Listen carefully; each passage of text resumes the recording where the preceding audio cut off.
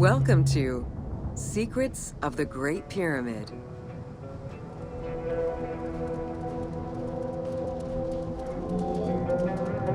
Built around 2550 BCE, the Great Pyramid of Giza is considered one of the most iconic structures of Egypt. It is the biggest of the pyramids and the only one of the 7 wonders of the ancient world still standing. The numbers associated to the Great Pyramid of Giza are impressive. A workforce of over 20,000 people, 6 million tons of stone, and 20 years of construction. It was a massive undertaking for a pharaoh's tomb.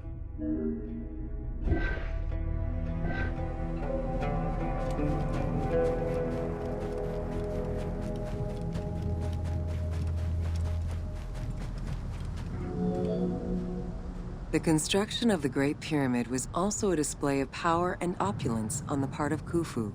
It is part of the pharaoh's vast funerary complex, which also includes 2 temples, 3 satellite pyramids, a causeway, and a builder's necropolis. We can guess that the intent behind the construction of these monuments was Khufu's way of declaring himself one of the most powerful pharaohs to rule a unified Egypt.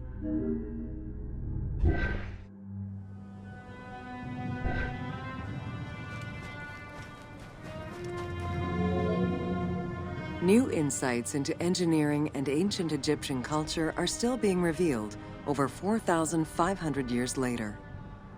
For example, a recently unearthed papyrus offers a glimpse into the life of a tradesman at the time of the pyramid's construction.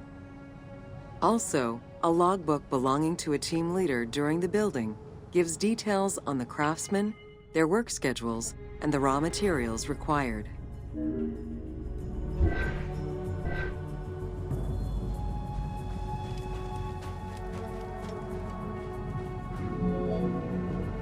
It is interesting to note that by Cleopatra's time, the pyramid's celestial purpose, its construction, and the function of its mysterious inner chambers was already unclear. Today, it is only through dedicated research that we have begun to grasp some of the Great Pyramid's mysteries.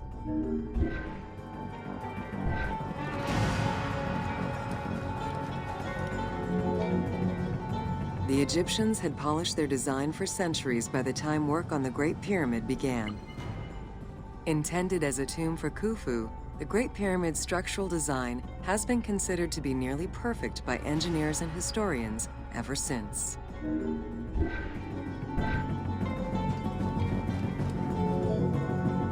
Precisely oriented north-south to the 4 cardinal points of a compass, the length of each side of the Great Pyramid at its base was 230 meters, and its original height was 147 meters.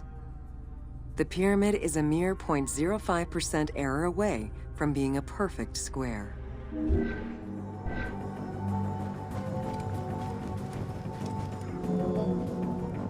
In order to achieve the shape of a true pyramid, the design required many considerations in the planning phases as well as precision during execution. It was especially critical that they control the angle of inclination on all sides at every stage of construction.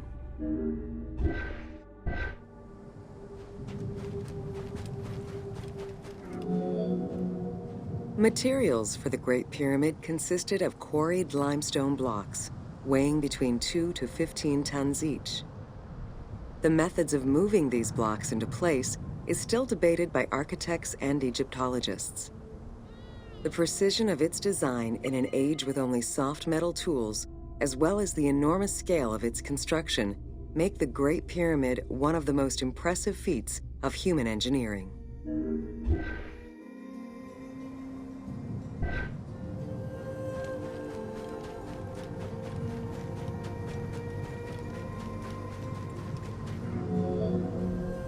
It's estimated that it took between 600,000 and 2 million blocks of stone to build the Great Pyramid.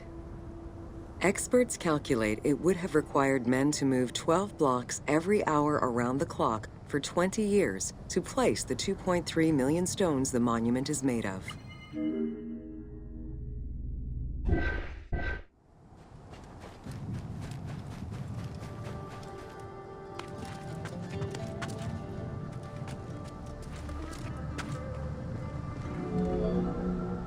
While the interior chambers were built with red granite from Aswan, most of the pyramid was made from local limestone, weighing between 2 to 15 tons per block. There is debate on how the pyramid stones were moved into place. Recent research is exploring the idea that it was built around a large interior ramp.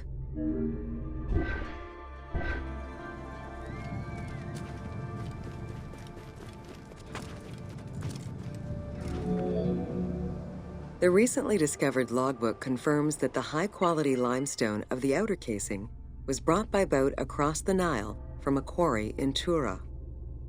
Once complete, the smooth white polished stone of the Great Pyramid would have reflected the sunlight like a beacon, earning it the name the Horizon of Khufu.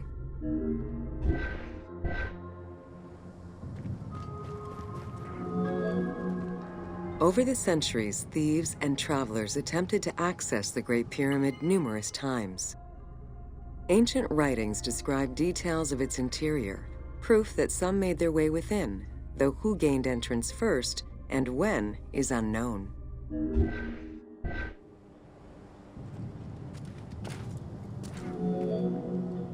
The main entrance of the Great Pyramid is located 17 meters above ground level. It faces north, likely in order to align with the North Star. Though the entrance passageway had been discovered in antiquity, any further access into the Great Pyramid was stopped by massive vertical slabs of rock. As such, present-day visitors to the pyramid must use the robber's entrance.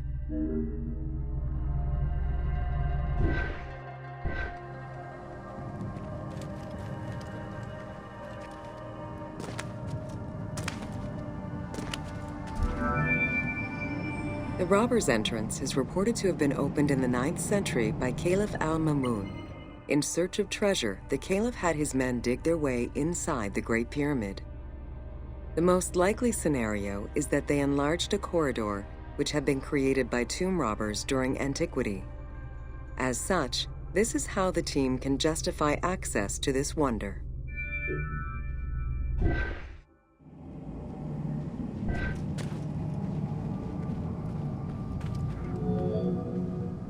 Attempts to gain entry to the Great Pyramid and uncover its potential secrets continued throughout the centuries. In the 19th century, the belief that another entry existed at the south side resulted in a hole being blasted into the pyramid's side, with no results for the damage that was done. While the search is still ongoing today to uncover more hidden rooms and passageways, conservation is the primary concern of all such efforts.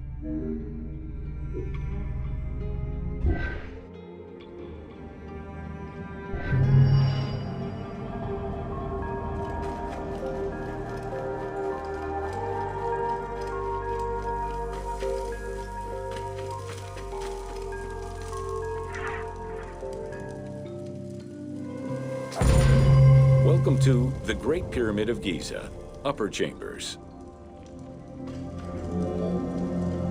At the entrance of the ascending passage are 3 granite flagstones estimated to weigh up to 25 tons each. They were used to protect the Great Pyramid from thieves. Undaunted by the granite blocks, the thieves simply dug into the softer limestone around them, thus creating the robber's entrance.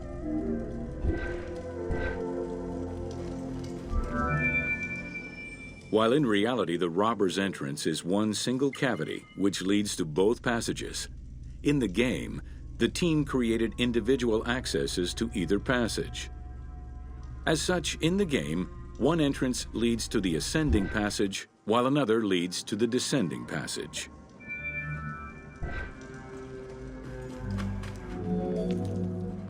The ascending passageway of the Great Pyramid provides a direct path into the Grand Gallery and is accessed 30 meters from the entrance along the descending corridor.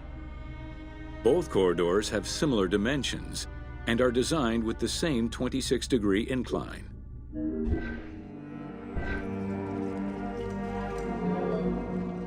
The ascending corridor has smooth masonry on its walls, and the layout includes many trapezoidal stones. Both the floor and ceiling of the passageway indicate that the passage was enlarged, possibly during or after the funeral, to allow workers room to move granite blocks meant to plug the corridor.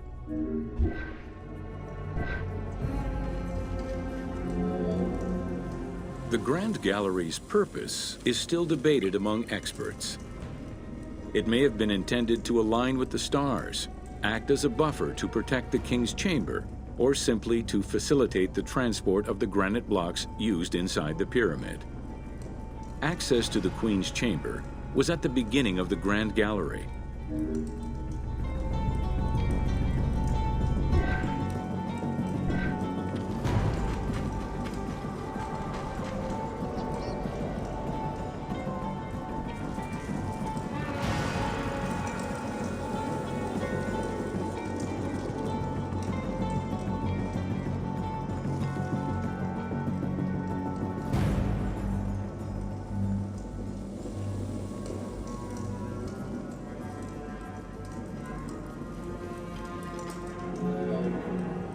Though this room is referred to as the Queen's Chamber, it is believed that there was no queen buried here.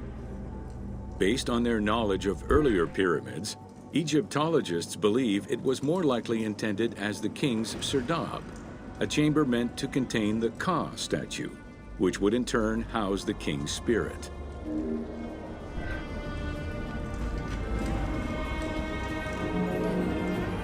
Situated exactly within the pyramid's center, on the east-west axis of the pyramid, the chamber has a vaulted ceiling and measures 5.7 by 5.2 meters.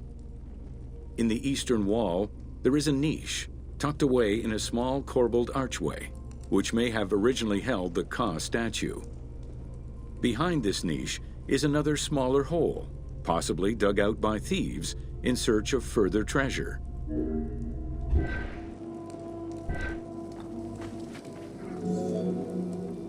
In the 19th century, two shafts were found running through the north and south walls. They each run in a horizontal line for 2 meters before sloping upward, and both are closed off with limestone blocks fitted with copper handles. Whether they were intended as ventilation shafts for workers or a celestial connection for the pharaoh's spirit is unconfirmed.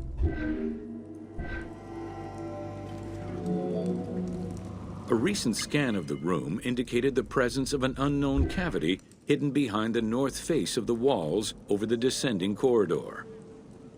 Further investigation is still ongoing to ascertain the nature of the anomaly so as to avoid risking damage to the monument.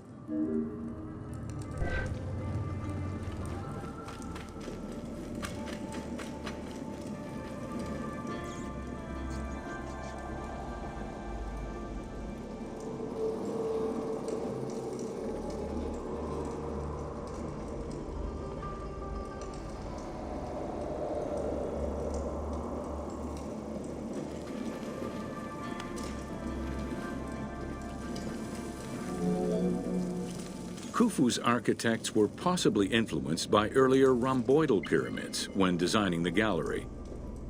It is the longest corbelled vault ever built, measuring 47 meters long and 8.6 meters high. The walls were made to taper inward, allowing for better distribution of weight. As a result, the ceiling measures just over 1 meter wide at its highest point. Though this construction technique is present in other pyramids, few have the same precision and stability.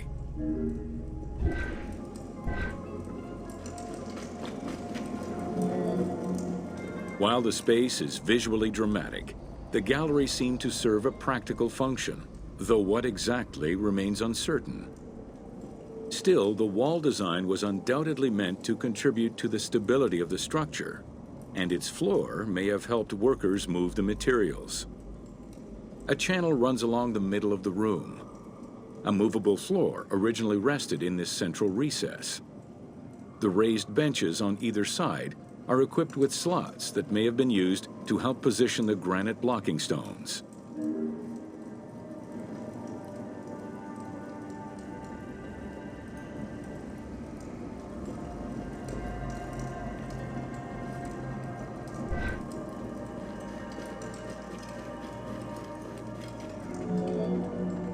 At the end of the Grand Gallery, is the entrance to the antechamber leading to the king's chamber.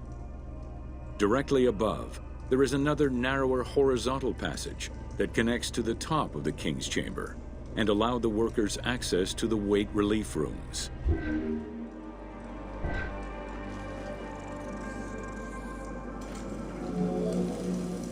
The far end of the grand gallery leads to a small antechamber with a portcullis, preventing access to the king's chamber. The portcullis was composed of 3 separate granite slabs. They were designed to be lowered into place and seal the chamber after the burial of the king. The grooves dug out to hold the slabs in place are still clearly visible to this day. The elaborate locking system was composed of a series of grooves for the ropes and pulleys that dropped the stones into place like the notches on a key.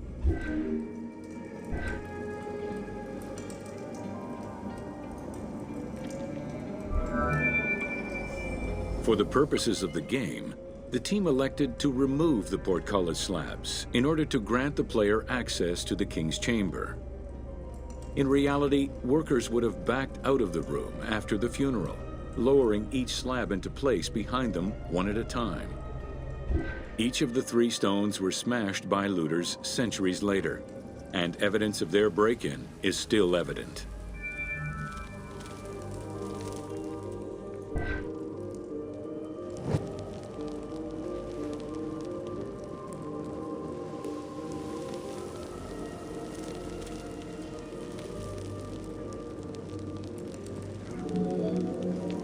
The king's chamber is built entirely out of red granite. The king's chamber measures 5.8 meters in height. It has an imposing cover of 5 stacked levels above, with granite beams weighing 25 to 40 tons each. The uppermost level is surmounted by a vault of stones, arranged in chevrons to bear the enormous structural load.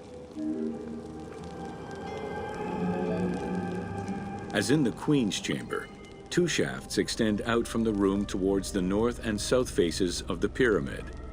They measure nearly 64 meters until they are blocked by copper-handled granite plugs. Some experts in the culture of the Old Kingdom believe that the shafts were thought to lead the king's soul to the stars, with the incarnation of the pharaoh as the god Ra, represented by the northern well, and the god Horus by the southern well.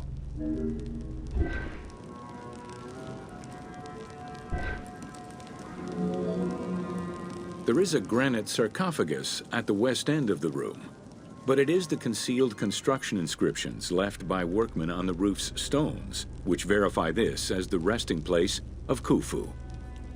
The sarcophagus was recorded as being empty when it was discovered, and its design indicates that there was once a lid in place. It's possible that this sarcophagus is only a cenotaph in memory of the pharaoh, but was never actually meant to receive the body. Khufu's mummy was never found. It is hoped that as of yet undiscovered hidden rooms and shafts of the pyramid may provide an answer as to its location.